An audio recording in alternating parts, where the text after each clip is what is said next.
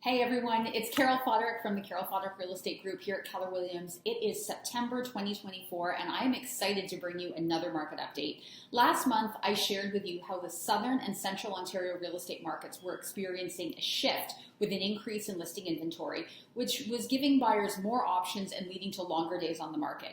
We also touched on how our day-to-day experiences as one of the largest real estate teams in the country allows us to see these changes in real time before the official data confirms it. Fast forward as we approach the end of September, and there is just so much to unpack with what has happened in the last 30 days or so. I'm going to focus today on two key points that everybody is talking about: interest rates and inflation.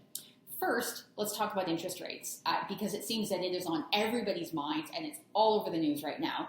A significant development this past month was the fact that the Bank of Canada cut the rate on September the 4th.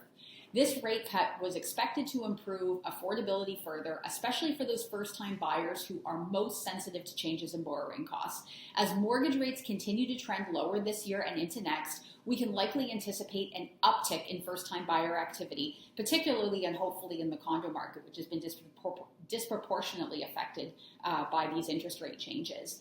We are starting to see first-time buyers surge back into the market after delaying their plans for an extended period of time. And this mirrors what we've been feeling on the ground. So showing volumes are up slightly, but offer activity has increased significantly. We are receiving and presenting offers on properties that have been on the market for months, which suggests that buyers are starting to act as if they anticipate better affordability is already here and more favorable market conditions. So the million-dollar question: where are interest rates going next? Well, that has to do with my second point, which is inflation. As you already know from watching these market updates each month, the Bank of Canada has been steadfast over the last 2 years that their primary economic goal was to bring inflation down to 2%, which, as you'll recall, was like a runaway freight train in early 2022. They have aggressively increased the interest rate until they saw a reversal of inflation in the Canadian economy and then held the rate high to try and force inflation down. And my goodness, down it certainly has come. Most forecasters suggested that August inflation rate was going to hold steady at about 2.5%, but a couple of weeks ago, we heard early rumblings that had come all the way down to 2.1% in a single month. And in fact, last week we learned that inflation has come down now to 2% flat, which has always been the Bank of Canada's target. So what does that do for interest rates? Those of us in the real estate and the mortgage industry, I think, feel a little bit like Vegas odds makers now because there has been so much speculation about what will happen with that next rate announcement in October. Before the inflation announcement, people were speculating that 4 consecutive rate drops would happen. Now we have a clearer picture of the state of the Canadian economy. It's clear that another rate drop is not only a possibility, but also a very strong likelihood. The question really now is whether it's another quarter point or is it going to be a full half point? We'll know in about 4 weeks. So how is this all going to affect housing prices? Looking ahead, as borrowing costs decrease over the next year and a half, home buyers will initially benefit from lower payments and the current more moderated home prices.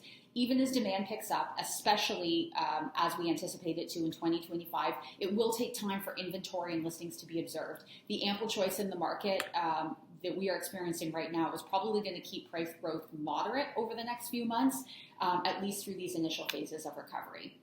It's really important to keep in mind that today's elevated listing inventory will eventually recede. There is an ongoing need to boost and really focus on home construction, especially here in Southern Ontario, and particularly with the right mix of home types to be able to meet diverse consumer needs. Municipalities need to play a really key role in reducing development charges that are ultimately going to get passed on to buyers and will make housing more affordable. Because if people can't find affordable housing in the GTA or surrounding Greater Toronto area, they may have to move elsewhere, which could also impact the economic growth of our region.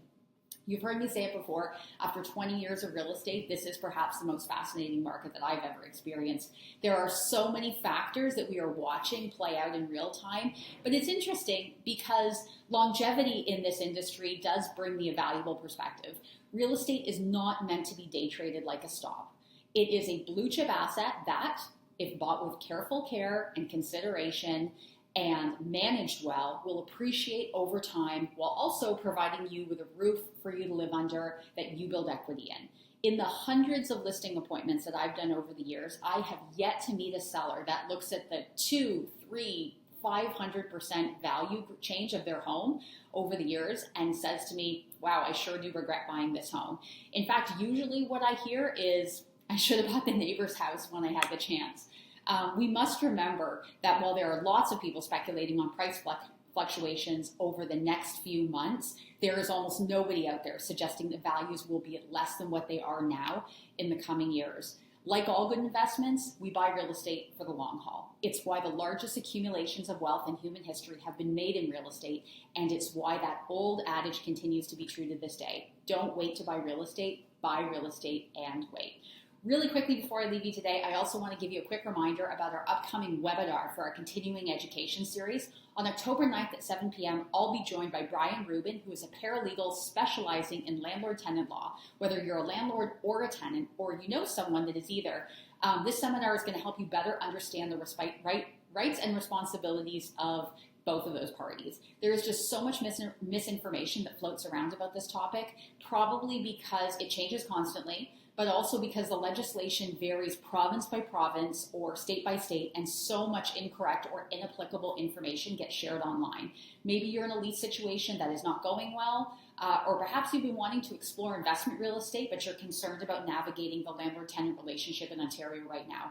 We are going to provide you with a ton of info and answer all of your questions. I do hope you'll be able to join us. The link to register is below. Finally, as always, if you know of anyone that is looking for advice or representation, whether it is for leasing, investment properties, buying, selling of any kind, either here in the Greater Toronto Area or farther afield, please do not hesitate to reach out. My team and I are always honored to be your trusted referral partners, and we are never too busy for help. So that's it for me today. I'm looking forward to updating you on the market again next month. So stay tuned for watching. Hope to see you at our seminar this month. Take care, everyone.